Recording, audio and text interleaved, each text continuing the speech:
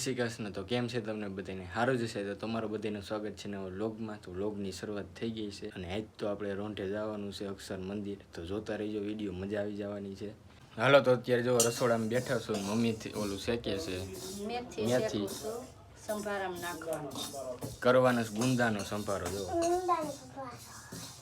ગુંદાનો સંભારો, ભીંડાનું શાક, કેરીની કટકી ના અથાણું બનવાનું છે। કેરીનું અથાણું કરવું કાચું થોડું એવું છે ને વીરુભાઈ આવ્યા છે। હું વીરુ હા જવાનું હોય ને। તો અત્યારે તું બેઠો વિડીયો અપલોડ કરું છું। જો સારું હાલો તો કરી નાખું વિડીયો અપલોડ। તમે કોઈ દી ગુંદાનો સંભારો ખાધો છે? તો અત્યારે બનાવે છે, રેસીપી જોઈ લેજો। મમ્મી પહેલાથી કહી દેજ જરી। પેલા હિંગ નાખી, હળદર નાખી, રાઈ નાખી અને હવે ગુંદા। ઓહો આને ખૂબ કડકડીઓ થવા દેવાની, ચડવા દેવાની। અને આ સફેદ સફેદ શું છે ગુંદા? છાશમાં ધોયું છે, છાશ મીઠી ચીકણા હોય ને છાશ મીઠેથી ધોયું છે અને હવાને બહુ ચડવા દેવાનું, બરી જાય ચાલે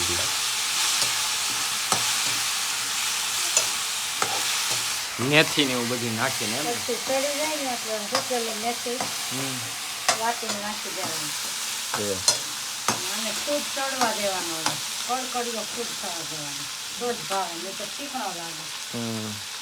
સારું હાલો બને ત્યાં લગી આપણે વિડીયો અપલોડ કરવાનું કામ ચાલુ કરી, કન્ટિન્યુ રાખી પાછું હાલો તો કરવાનું છે। હાલો તો જમવા બેસી ગયા છે। જો બાન પપ્પા ને હું મમ્મી લેસ ચમચી લેવા। આજ તો જો ગુંદાનો ઓલો સંભારો બનાવ્યો હતો, ભીંડાનું શાક, કેરીને કટકીને રોટલી। આમ જોવો કેવો મસ્તીનો અથાણું ઓલું કેરીનું બન્યું હતું। હાલો તો જમી લઈને બસ રોંઢે જવાનું અક્ષર મંદિર। તો જોતા રહીજો પૂરો વિડીયો, મજા આવી જવાની છે। હાલો તો વાગવામાં થયા છે કંઈક 2-2:30 જેવું ને અમે અત્યારે જાય છીએ અક્ષર મંદિર ગોંડલ। હું મમ્મી બે જવાના છીએ। તો બપોર વસારે જવાના છીએ ને પાછા હાંજક થાય ત્યાં પાછા ઘરે આવી જાય। તો થોડું ઘણું કામ છે ગોંડલ ને અક્ષર મંદિરે તમને બતાવી દઉં। તો હાલો જોતા રહીજો વિડીયો ને અત્યારે અમે જાય છીએ। હાલો દઈ જવા દઈ।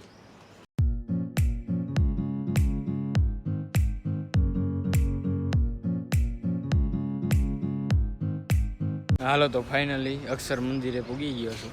જો તમે હાલો નિરાંતે બતાવું ને ગોંડલ તો ક્યારું ના આવી ગયા છે, કલાક જેવું થઈ ગયું છે, પણ કામ બધું હતું ને પતાવી નાખ્યું। ખરીદી નાના મોની હિંગ બિંગ ને એવું બધું લેવાનું હતું, લઈ લીધું છે ને ગાડી કરી નાખી છે પાર્ક અહીંયા। અને હાલો હવે જવા દઈ, તમને બતાવું બધું અક્ષર મંદિર કેવું છે એ।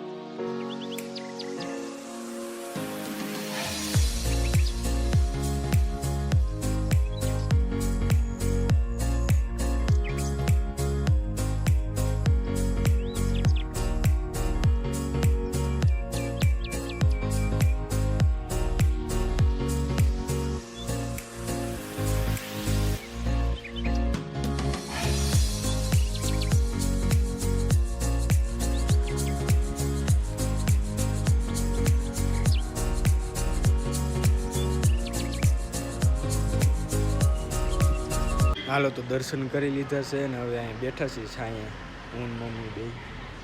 મમ્મી મજા આવી? એવું છે ને બે બેઠા છીએ નીચે અક્ષર ડેરી છે એના દર્શન કરી લીધા છે અને આ મંદિરના દર્શન કરી લીધા છે. હવે બેઠા છીએ શાંતિથી ને પછી જાહું ઓલી બાજુ રહ્યું ને ત્યાં તળાવ છે તો ત્યાંય જાહું.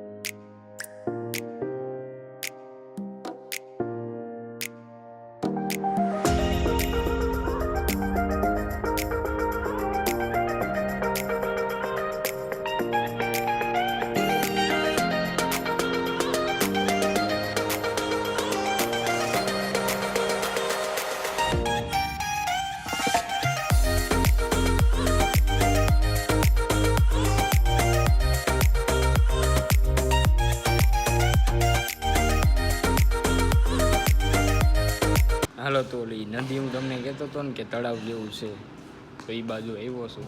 આ બાજુ જો તળાવ કેવું મસ્તીનું માછલા ને એવું બધું છે, મજા આવે એવું છે. અને હું હવે થોડીક વાર બેઠો છું, મમ્મી ઓલી બાજુ બેઠી છે તો મેં કીધું હું આટો મારી આવું બધું બતાવી આવું તમને કે કેવું છે. હું જોઈ લઉં. હું કહું ઘણા વર્ષો પહેલાં અહીંયા આવ્યો હતો એટલે મને યાદ નથી એટલે કેવું હતું એ હું જોઈ લઉં તમને બતાવી દઉં. તો હાલ જોઈ લઉં.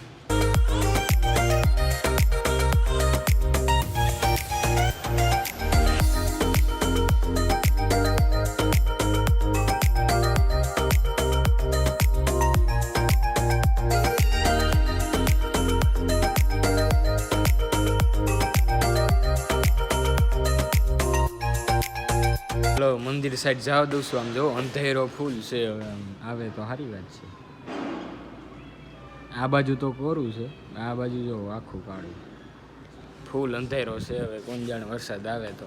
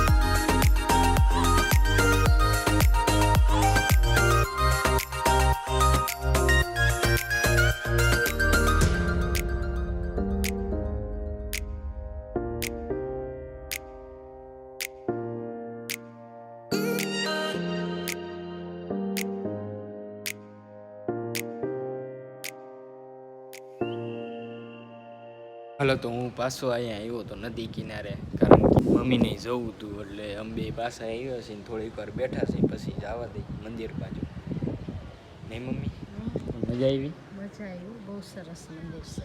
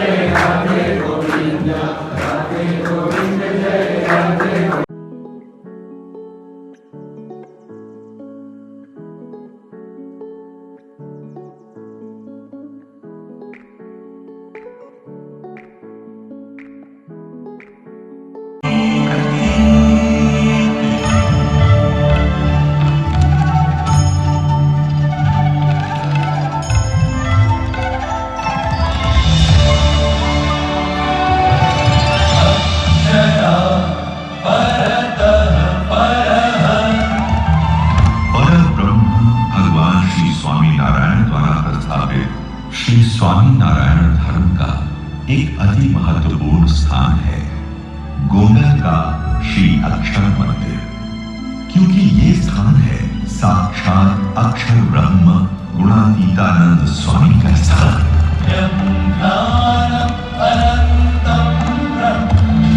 वो अक्षर ब्रह्म जिनके द्वारा पर ब्रह्म भगवान श्री स्वामी नारायण सदैव प्रकट रहते हैं। पर ब्रह्म श्री स्वामी नारायण ने यहाँ गोमली नदी में कई बार स्नान लीला करके इस गोंडल की भूमि को तीर्थत्व प्रदान किया था। भगवान श्री स्वामी नारायण किया और सनातन धर्म के गहन मूल्यों को सबके लिए सरल रूप में प्रस्तुत किया। उन्होंने कई बार समझाया कि वेदांत शास्त्रों में जिस अक्षर ब्रह्म तत्व का उल्लेख है उस अक्षर ब्रह्म तत्व का मूर्तिमंत स्वरूप उन्हीं अक्षर ब्रह्म गुणातीतानंद स्वामी को समर्पित है। गोंडल की ये अक्षर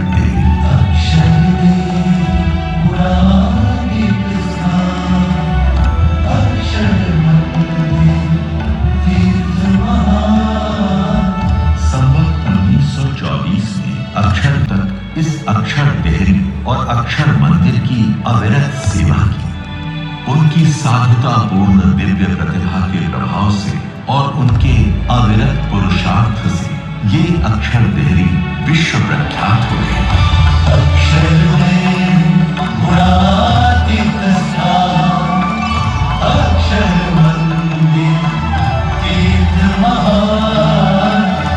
इसी अक्षर देहरी में ब्रह्म स्वरूप शास्त्री जी महाराज ने ब्रह्म